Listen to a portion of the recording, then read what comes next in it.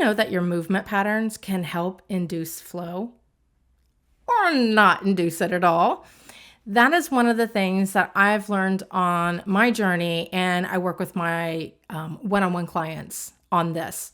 One of the things that we do when we first start working is we start noticing when we feel in flow. And when I say flow, for me, that is a creative flow. Flow is when it feels effortless. Time doesn't seem to be a concern. It feels easy. It runs smoothly. I'm not saying that you don't have some bumps, but bumps don't seem to bother you.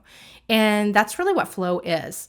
So one of the first things that I have them do is when you find that you are in that state, whether that's working on a spreadsheet, working with one of your clients, creating a new product, having fun with your kid, or, I don't know, cleaning the house. Is that fun for some people? I think some people it might be, but maybe not. Anyway, whatever it is, when you feel flow and you feel like, yeah, it's pretty easy. Like life is easy. I'm not, I'm not stressed. I'm not overwhelmed. I feel right in line where I need to be, like in a good rhythm. And when you're in that, start noticing what your body does. Because then you can do those body positions, those body movements on purpose whenever you want to get into flow.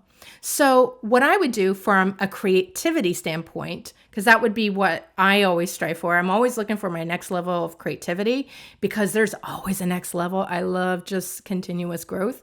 And so I would notice when I was flowing, what was I doing? And one of the things, especially if it had anything to do with, actually, it's not just with anything on the computer, but I would notice I move my head. I move it around. And when I'm not in flow, I'm very stiff.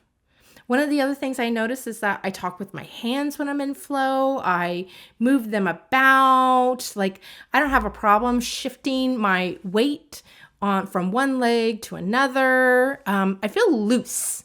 And really that kind of goes right in line with flow, right?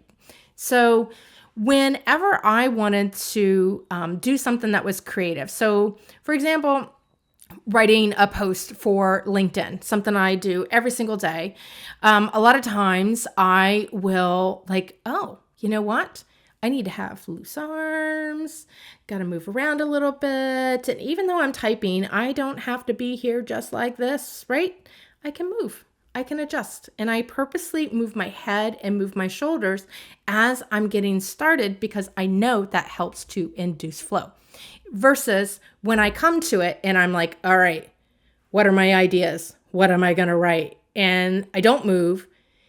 And then I find I'm really getting lost in my thoughts and I get a little bit stuck. So that's what you can do to really help with any of your flow states is learn what it's like to be in your flow state and then do it with intent to help induce the flow state. So sometimes we're already in the flow state and we notice the movements, but you can reverse that, do the movements, and then the flow state. It's kind of like the chicken versus the egg. And we are going to bring it about just through our body positions and our body movements.